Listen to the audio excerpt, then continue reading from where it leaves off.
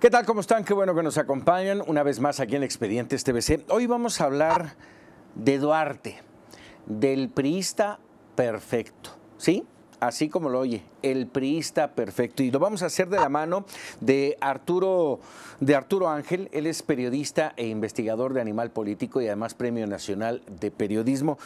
Arturo, bienvenido. Muchas gracias, un placer estar con usted. Y además déjeme decirle, Arturo es pieza fundamental de la investigación que llevó finalmente a Javier Duarte a estar en proceso, a estar tras las rejas y estar en proceso, lo cual nos da un enorme placer. A ver, de lo que conocemos, Arturo, hemos hablado de empresas fantasmas, de desvíos de recursos, hemos hablado de excentricidades de los Duarte.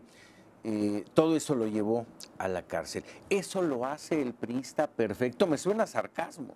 Pero también yo te diría que la construcción de Javier Duarte como personaje y los personajes que estuvieron detrás de esa construcción, ¿no? Uno de los objetivos de este libro, que en realidad es una investigación periodística, sí, claro, que se presenta en forma de libro, era tratar de responder a la pregunta de cómo fue posible Javier Duarte, porque tú recordarás que a Javier Duarte nos lo vendieron, incluso el hoy presidente, entonces candidato, con un tino que hoy supongo que se arrepiente de ello, de un ejemplo del nuevo PRI. Mencionó 3 ejemplos, sí, los 3 hoy perseguidos por la justicia. Así es. Pero creo que cuando él hablaba de, bueno, Javier pertenece al nuevo PRI, había un reconocimiento de que entonces el viejo PRI era algo que ya querían dejar en el pasado por todo lo que había sucedido. Tú recordarás también perfectamente cómo en la década de los 90 Vargas Llosa se refería al PRI como la dictadura perfecta, que pese a todos los males se había logrado mantener, pues. Y lo que finalmente descubrimos al concluir esta investigación es que Duarte, pues más bien fue un personaje construido por los priistas de antaño, que trabajó con los priistas de ahora y que terminó siendo como los priistas de siempre, ¿no? Es decir... magnificado. Exacto, claro, llevado con sus excentricidades y sus excesos. Y yo me quedaría un poco con la duda, y tú bien lo dices, cuando el presidente y los priistas tratan de limpiar el pasado, dejar el pasado y construir un nuevo... Sí. Yo tendría mis dudas si realmente era así o simple era una cuestión de marketing para llegar a los votos. Bueno, en el libro, uno de los cercanos colaboradores de Javier Duarte en su gobierno, cercanísimo, fue su vocero y hoy diputado federal. Ustedes van a descubrir ahí quién es. Yo le hago esa pregunta. Oye, lo del nuevo PRI... No, Alberto Silva. Alberto Silva. Le pregunto, oye, el nuevo PRI... Y él me decía, mira, lo del nuevo PRI más bien era un tema, pues sí nuevo, pero no tanto, no necesariamente por una razón... de estructura del sistema. Ajá, sino más bien incluso a motivos, él usaba la palabra bastarda, es decir, esta idea, porque además para mí es un secreto que Fidel Herrera fue uno, no el único, pero de los constructores de Javier Duarte, y él me hacía ver con sus palabras, evidentemente siempre cuidadas, que pues más bien el tema del nuevo PRI era una fórmula de que hubiera otras personas, pero siguió operando el mismo estatus político. Claro, no puedes dejar una fórmula que ha sido para ellos exitosa. Ahora, insisto, ¿por qué el priista perfecto? Porque creemos que finalmente Javier logró, pues no logró, más bien a la postre terminó empleando y cayendo en las mismas prácticas. Cumplió con su función, como todos los priistas, disciplinado, llega al gobierno en el 2010 junto con los otros de esta generación y trabajan arduamente, diría yo, para que el PRI regresara a Los Pinos en el 2012, ¿no? Venían de perder 2 sexenios, operan políticamente y de acuerdo con allegados del propio Javier Duarte, también operan con el tema de los recursos públicos para ir preparando el terreno y que el PRI volviera a esta posición preponderante, ¿no? Entonces, creo que Javier Duarte cumplió con el guión para el cual lo pusieron. Para el cual el PRI durante años, décadas, ha puesto a personajes claves y finalmente logra mantenerse, ¿no? Algunos me dicen, bueno, pero está preso tras las rejas y eso posiblemente salga un poco, a lo mejor teníamos que esperar que quedara absuelto. para que entonces sí sea el priista perfecto. Yo diría que no necesariamente, ¿eh? Puede ser, y eso sí ya los lectores tendrán la mejor opinión, que en realidad pues también a lo mejor el tema de echarse un ratito en la cárcel sea parte de... Son piezas de una maquinaria. Totalmente. Que, y coincido contigo, y me voy a dar un ejemplo, La Quina, Díaz Serrano, todos ellos, el Bester Gordillo, para irnos más lejos. Para irnos más lejos, todos han 4 años, cumplido, ¿no? sí, todos ellos han cumplido un papel importante dentro del partido. Les tocó, en suerte, estar en la cárcel por una u otra razón, pero ninguno de ellos, hasta donde yo recuerdo, ninguno de ellos realmente pagó lo que hizo, se quedó sin dinero, el dinero sigue en su poder. Salinas, Claro. El hermano incómodo, todos ellos han salido, son parte de un proceso. Y es que hay un montón de elementos, perdón, pero que saltan a la vista y que uno hace por lo menos preguntarse, ¿no? Por ejemplo, Javier Duarte está preso, y hay que recalcarlo, está preso de manera preventiva. En un proceso que está en una fase inicial. Si tú quieres, luego platicaremos lo que viene ahí, pero que está arrancando apenas, que no hay ninguna sentencia ni nada. Y además, y una de las cosas que también abordamos en el libro, preso por una cuestión así de un montón de cosas que se han denunciado, ¿no? Pero llama la atención, como él estando preso por ese caso de la PGR, o sea, por un caso que ha promovido el gobierno de Peña Nieto, Así es. sale y da mensajes de ataque y se pone en huelga de hambre y saca sus cartas criticando a Yunes y criticando al gobierno estatal, cuando en realidad no es Yunes quien lo tiene, a pesar de lo que diga Yunes, Claro. no es Yunes quien lo tiene preso el gobierno federal, ¿no? Entonces creo que hay un montón de elementos, además, bueno, pues su esposa vive en el Reino Unido. Sin ninguna preocupación. Exactamente, sin que siquiera se le haya citado a declarar una vez, Nada. ni como testigo. Nada. Y un montón de personajes más que a lo mejor no son tan visibles como Javier Duarte, pero que ustedes van a descubrir en esta investigación que tiene un rol fundamental y que el día de hoy están... Una investigación que te llevó, hasta donde entiendo, poco más de 2 años. Exactamente. De esta investigación salieron parte fundamental de los elementos que hoy vemos en el proceso de Duarte. ¿Hay más? Sí, por supuesto que hay más. Nosotros, el primer año de estos 2 años de investigación tuvo que ver directamente con el tema de las empresas fantasma de Veracruz, que en síntesis lo que logramos documentar en aquel reportaje publicado en mayo del 2016 en Animal Político es que había 20 compañías que habían recibido cientos de millones de pesos del gobierno de Duarte y que en el expediente tú las veías bien y sus facturas y todo. Pero cuando ibas a la dirección de las empresas no había tales empresas, no había nada. Había una tienda, un domicilio, o un terreno baldío, y cuando ibas a buscar a los dueños de las empresas en el papel, pues eran personas de bajos recursos, militantes priistas, en fin, nada que ver con un perfil empresarial. Presentamos ese reportaje que nos había llevado a Víctor Hugo Arteaga y a mí 1 año de investigación. Tiene las repercusiones que hoy conocemos, incluso políticas en el estado de Veracruz, porque poco tiempo después el PRI pierde por primera vez ese estado, más allá de todos los negativos que ya evidentemente traía Javier Duarte, pero a mí me continuó, y en Animal Político nos continuó llegando información a partir de que lo publicamos, diciéndonos, no se queden solamente en esas 20 compañías, son muchas más. Este despacho las construyó y hay personajes del gobierno de Javier Duarte que son claves y están allá afuera, con fuero. Y entonces este libro viene a ser ese complemento y esa investigación que fuimos construyendo luego de publicado el reportaje. No se quedan 20 compañías fantasma. Te puedo decir que la red es 10 veces más grande. Fíjate. 10 veces más grande. Y imagínate tú, porque es imposible.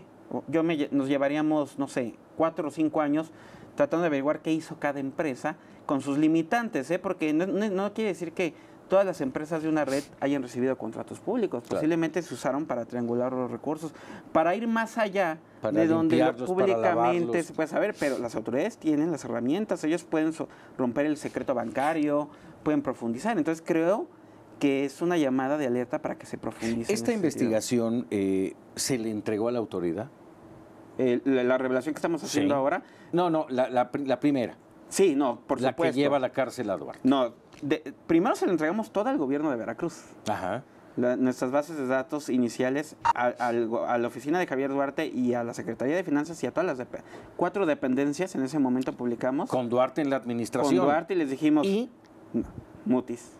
¿no? Dijeron que no, que había elecciones y que la veda electoral no podían decirnos nada, ni siquiera en una reunión off the record. Obviamente eso era totalmente ridículo porque cuando sale el reportaje ya tenían un comunicado listo. Y exprofeso. Donde decían que no todo era hubo falso. Intimidación, amenazas por parte de la administración. De parte no, lo que sí hubo claramente, y ustedes van a conocer esa historia a detalle aquí en el libro, no la quisimos contar en su momento porque era meter más ruidos, no queríamos nosotros mismos diluir el impacto. Hubo un intento de soborno para que no se publicara.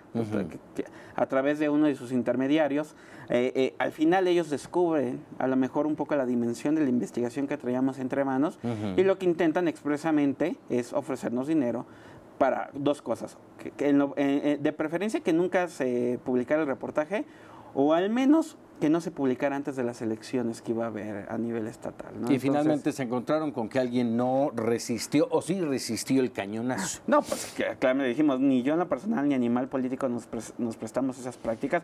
Y también querían saber si Yunes estaba detrás de todo en lo absoluto. Se les aclaró que este era un tema totalmente periodístico y pues salió. De ahí, de la investigación entregada a la administración de Duarte, ¿qué siguió? El SAT entró rápidamente al tema, ¿no? Porque uno de los argumentos iniciales del gobierno de Javier Duarte es que en todo caso, si se había hecho algo mal, pues las empresas estaban validadas por el SAT, entonces tenían su RFC y pues que ellos no habían hecho nada mal. Cosa ridícula porque de todas formas, como parte de los procesos de licitación, pues si tú estás estudiando las capacidades, no solamente cuál es la mejor oferta económica en una licitación, sino técnica, estudias los antecedentes de una empresa. No puede ser que tú vengas y me vendas, que me digas que me vas a vender los paquetes de cemento en $1 y suena maravilloso, pero ¿qué experiencia tienes? ¿Cómo sé si tú vas a cumplir? Si se hubiera hecho ese proceso, nunca les hubieran dado nada porque las empresas no existían, ¿no? Claro. Obviamente. Pero creo que el propio SAT y Hacienda tomaron eso como un, ok. Y yo te diría que rápidamente, a las 3 semanas, el entonces jefe del SAT, Aristóteles Núñez, publicó un informe muy preciso y un avance donde dijo, ya hicimos una primera verificación, en efecto, ninguna de esas 20 empresas existe, le mintieron al SAT, pero además pasaron por ahí al menos 3,000 millones de pesos, no solamente 700 millones, que era lo que nosotros documentamos. Entonces, yo creo que eso rápidamente le dio otro cauce. Sí, aunque en realidad yo creo que contra la fotografía de que la empresa no existía y contra el perfil del empresario, que era una persona de bajos recursos, pues había poca defensa realmente, ¿no? Pero bueno, le dio otro cauce, otra dimensión, y yo diría, y siéndote totalmente honesto, porque investigaciones periodísticas de muy buena calidad en México hay muchas, ¿no? A lo largo de esta administración hemos sido testigos de varias, pero desafortunadamente tiende a no pasar nada, ¿no? Por eso te lo preguntaba, porque sí, invariablemente las investigaciones de mexicanos contra la corrupción, las de la Casa Blanca, la estafa maestra que ahora traemos nosotros maestra, que también no ha habido. El mismo caso ahora más reciente, lo de Chihuahua. Exacto. Vamos, no terminan por ser escándalos mediáticos de 2, 3 semanas, si te va bien a lo mejor un par de meses, y luego se diluyen. Sí.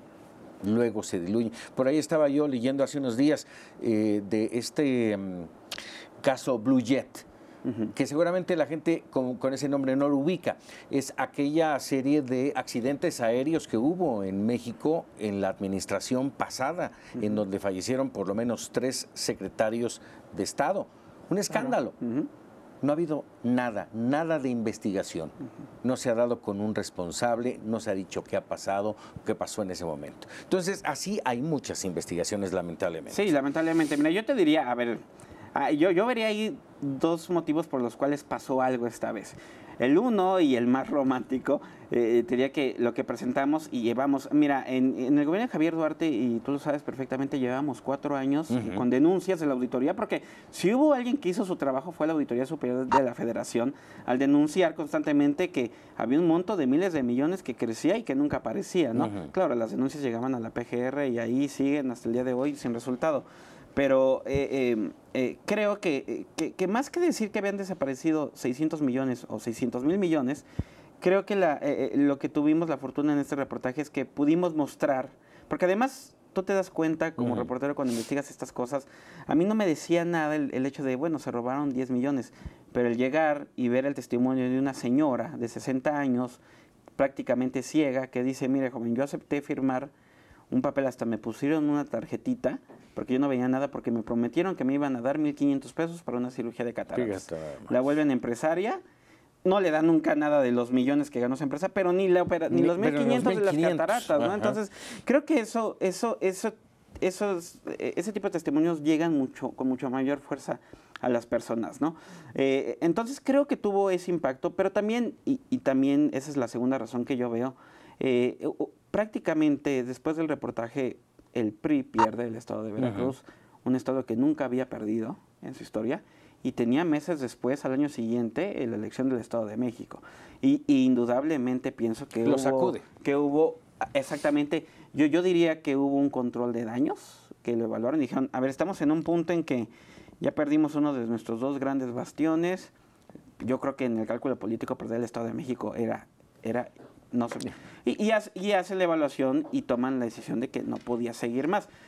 Me da esa impresión además porque más allá del tema de Javier Duarte y de estos gobernadores que hoy están perseguidos, hay muchos otros personajes contra los que no se ha actuado y por lo cual yo pienso que, o por lo menos pondría en tela de duda, que no necesariamente se trata de una gran cruzada contra la corrupción, sino de un control de daños. Así es. Estamos platicando con Arturo Ángel, investigador y periodista de Animal Político y del tema Duarte, el priista perfecto. Hacemos una pausa y regresamos con más. Gracias por continuar con nosotros. Estamos hablando de Duarte, el priista perfecto. De este Duarte, no del otro, que también seguramente sería un priista perfecto, ¿eh? Seguramente, y en una de esas hasta más perfecto. Hasta más perfecto, porque no está en la cárcel. Está en Estados Unidos, Está en Estados Unidos. Bueno, eso es algo que prácticamente todo el mundo sabe, menos la Procuraduría General de la República, o al menos no lo admite. Tienes razón, pero todo el mundo sabe, lo sabemos. Yo incluso en algún momento he podido hablar con su abogado. Me dice, no, pues es que él tiene familiares y está... En Texas, concretamente. Ajá, concretamente. Y es algo que se sabe desde hace meses. Pero bueno, entendemos, o medio entendemos, por qué la autoridad... Dice que no puede decir eso, pero sí anuncia públicamente que va a pedir una extradición. Eso no, supondría, oye, no le avises, ¿no? Pero bueno. En fin. Bueno, hablando de este Duarte, de Javier, que además déjame comentarte esto, que seguramente tú también lo ves. Y la gente no lo pide mucho. ¿Por qué no decir Javier Duarte? Siempre decimos Javier N. o Duarte. Una exigencia legislativa, legal, pues, que nos piden a los medios. Jurídica. Pero que finalmente, vamos, la gente sabe perfectamente quién es al que nos referimos. Pero bueno, en esta investigación, en este libro que ahora nos presentas, Arturo, ya hablamos de lo que llevó a Duarte a la cárcel. Claro. ¿Viene más? Sí. ¿Ese más ya llegó a las autoridades? Mira, no lo sé a ciencia cierta. El libro apenas está circulando. Lo que estoy seguro es que varias de las cosas que yo encontré aquí las tienen que saber las autoridades desde hace tiempo, ¿no? Pero lo cierto es que no ha habido una actuación al respecto. Me sorprendería si, por ejemplo, el tema del despacho, que nosotros revelamos en este libro, qué despacho está detrás de la creación de estas empresas, si ellos por lo menos no tuvieran ubicado qué persona es. A lo mejor en una de esas estoy sobreestimando y no saben, o no han querido escarbarle más. Pero por lo menos, si no lo saben, yo creo que incluso cuando presentamos el libro en la FIL Guadalajara, Ricardo Rafael decía, si yo soy una autoridad, agarro el libro y empiezo a sacar un resumen de todo lo que está aquí y le doy seguimiento. Sí, a comprobar cada uno de las cosas que se está diciendo. Claro, ¿no? Exactamente, porque finalmente, y tú estarás de acuerdo, muchas veces los trabajos periodísticos son una denuncia también, ¿no? Y nosotros llegamos hasta donde nuestras herramientas periodísticas nos lo permiten. Hay cosas como, ¿qué más quisiera yo? Por ejemplo, seleccionar una empresa, la que fuera, y meterme a ver sus estados de cuenta bancarios y sus transferencias, y finalmente no. Pero si tienes elementos, oye, tengo esta empresa A, cuyos socios se conectan con la empresa B, y en la empresa B, uno de los socios también está con la C, que recibió contratos públicos, y la C es una empresa fantasma, y los socios no son empresarios reales, bueno, oye, autoridad, aquí están los vínculos, ya métete a fondo en ello, ¿no? ¿Das nombres? Sí. Porque hay dos temas ahí importantes, Arturo. Por un lado, ¿cómo construye Duarte esta red tan intrincada, tan grande de empresas fantasma? No es fácil. Yo creo que no es nada fácil. Y la otra, dentro de esa dificultad requiere de lo que se le llamaría operadores. Claro. ¿Quiénes? ¿Ahí vienen? Sí, y yo creo, y justo tu pregunta da yo creo que es uno de los puntos más importantes de este libro, porque revelamos los nombres de dos personajes que yo consideraría son claves en esta historia y en contra de los cuales hasta el momento no hay ninguna actuación. Javier Duarte no construye la red de empresas fantasma. La red de empresas fantasma la construye un despacho de abogados y alguien la pone a disposición de la administración de Javier Duarte. Javier Duarte hoy está preso, acusado de delincuencia organizada y de lavado de dinero. Y en la audiencia inicial, audiencias, tú recordarás, muy polémicas el año pasado por la actuación de la PGR, entre esas y otras cosas que, bueno, los abogados de Javier Duarte dijeron algo y tenían mucha razón. Y yo creo que nosotros, el lector tiene la mejor opinión, pero creo que damos la pista clave aquí en el libro. Ellos le dicen a la PGR, tú dices que el exgobernador de Veracruz se benefició de recursos públicos, pero que lo hizo a través de otras personas. O sea, evidentemente el nombre de Javier Duarte no está ni siquiera en un contrato, porque además no tendría por qué estarlo. Claro. Él y unos empresarios le ayudaron y hay otras personas que son amigos suyos en el sector privado acusados. Pero le preguntaban los abogados a los fiscales, ¿y dónde está la persona que sacó el dinero público? Porque alguien lo tuvo que autorizar. Y si estamos hablando de una red delictiva, hay un primer eslabón que es alguien que autorizó que saliera dinero de las arcas públicas hacia empresas que no tenían el perfil para cumplir el servicio. Y cuando hoy vemos el caso de la PGR, ese eslabón no está. Y era una de las grandes respuestas o dudas que teníamos, que queríamos responder antes de publicar este libro, y creo que logramos dar con el clavo en base a distintas fuentes y también a documentos a los que tuvimos acceso, e incluso una declaración ministerial. Tú recordarás el caso de Xochitl 3, que el año pasado, que sí era la novia de Duarte, pero más allá del tema público, el testimonio que ella da en privado, en una audiencia privada, donde se declara culpable a cambio de una pena reducida, yo tuve acceso al testimonio y eso me comprobó otras pistas que yo ya tenía, y que es incluso revelaciones de propios exsecretarios del gobierno de Javier Duarte con los que pude hablar. Y yo les decía, ¿quién autorizaba? O sea, todos se ponían de acuerdo, se sentaban en una mesa, decían, vamos a darle contrato a estas empresas, y no.